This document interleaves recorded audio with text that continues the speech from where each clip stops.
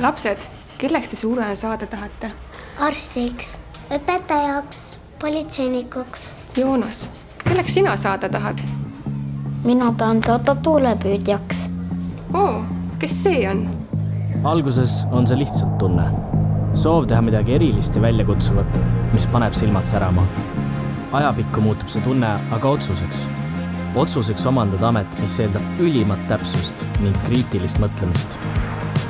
Töö julgetele, kus kõrgus ja muutlik ilm on igapäevased kaaslased. No ja adrenaliini tunneb rohkem kui Ameerika mägedel, sest eksimiseks ruumi ei ole.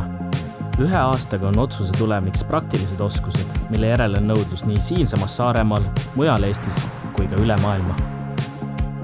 Nüüd tähendab see head palka, laialdasi karjäärivõimalusi ning kindlustunnet tuleviku osas. Aga ka teadmist, et õpitud oskustel on laiem väärtus. Tuleb hoida töös suurt ja olulist tehnosüsteemi, samas panustades puhtasse energiasse ning kestlikumasse tulevikku.